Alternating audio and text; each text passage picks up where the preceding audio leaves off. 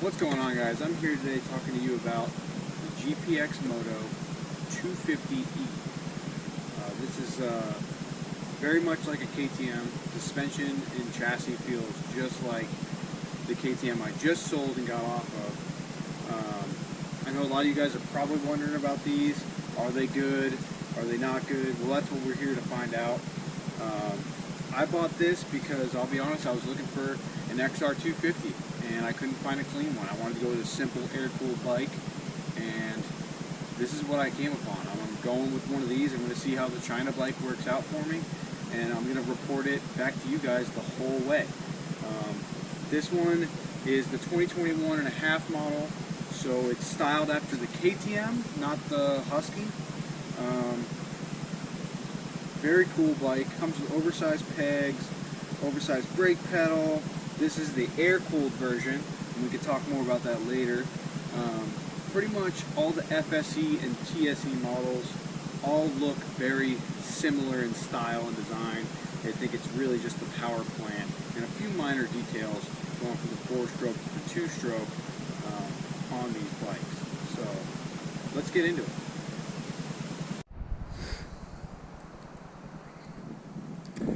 Alright guys, we're back out here messing around in the dirt by my house.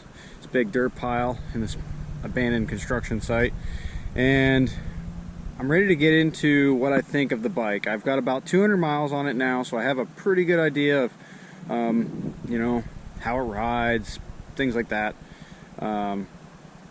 Let's start off with the frame. The frame seems to be built really well. I love the fact that we can replace these frame guards here with OEM KTM parts. I'm not sure if the Husky ones are the same. I'd imagine they probably are. The 2021 model does have the aluminum subframe, which is nice. That seems to be pretty well built as well. I have yet to mount my rear blinkers, and I actually just put my plate on my backpack, or in this case my vest. Foot pegs are great, you know, for a stock bike. These are not the same as the TSEs or the 450 or 300. These are more like cast, but they're still oversized. They still have decent bite to them. They're not the aluminum ones that have the replaceable studs.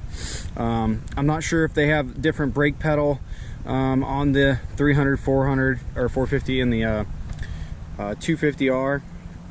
But this one, I like this one. It's oversized. It's bigger than the one that I had on my KTM, and that one was decent. Brakes seem to be pretty well. They grab pretty good. No complaints there, really. Let's move on to the suspension, I guess. Rear suspension, no complaints.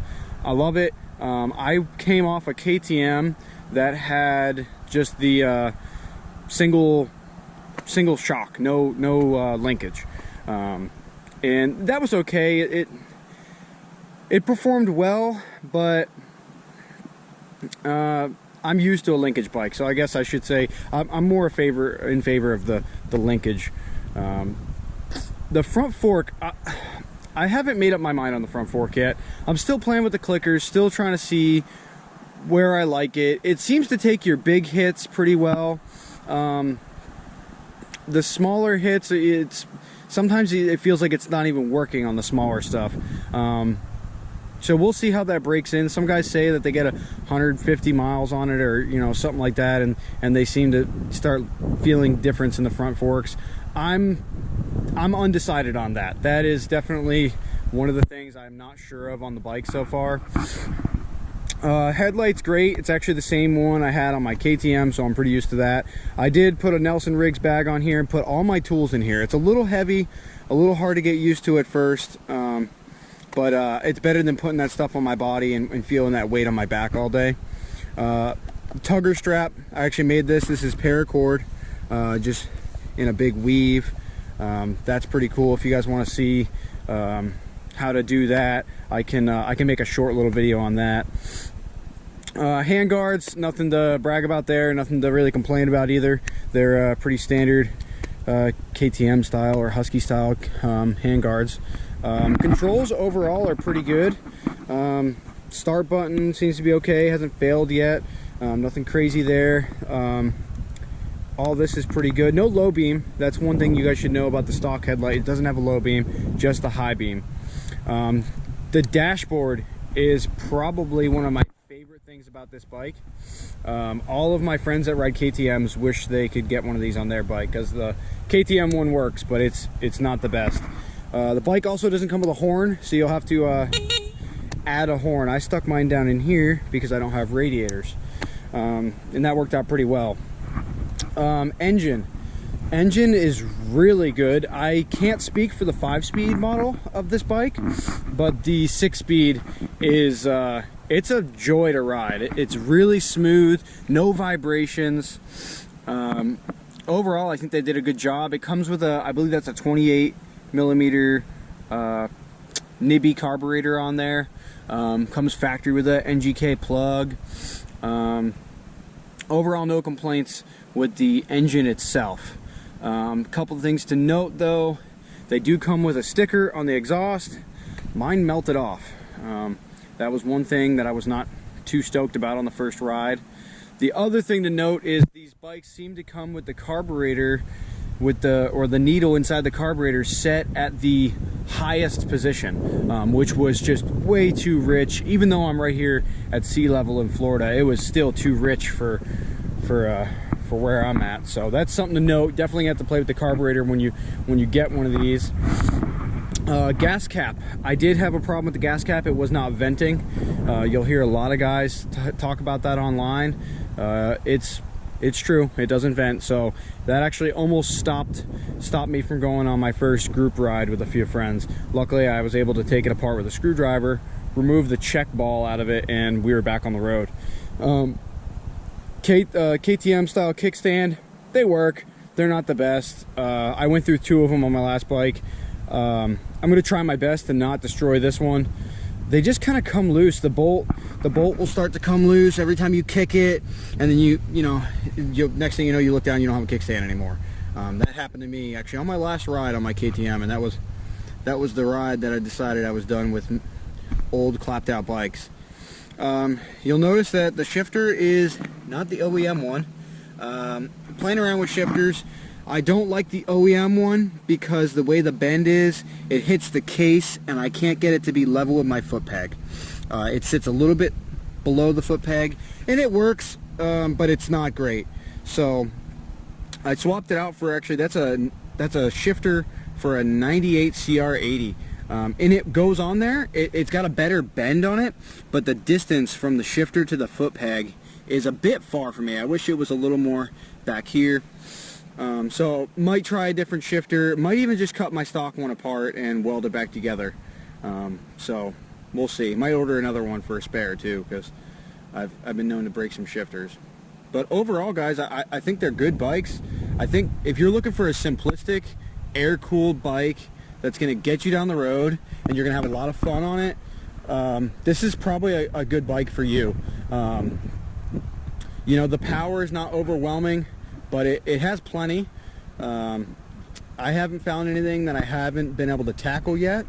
It's a little bit different coming from a big bore 4-stroke or even a 2-stroke. My last bike was a 200 2-stroke, and it had a pretty good bite for a power band, so you could kind of oomph it up some things. This, you're gonna have to wind it up maybe a little bit more than you're used to. If you're coming off like an XR, 250, this is probably a really good comparison. I hear people call these modern day XR 250s, and I have to agree so far. Even XR 400s don't have a real aggressive power band, so if you're used to that kind of like 4-stroke, very mellow all the way through the power range, this is going to be very comparable to that kind of power. I do have the silencer in on mine, so it's not crazy loud. They're not crazy loud to begin with. That might come out eventually if I feel like being a little more louder.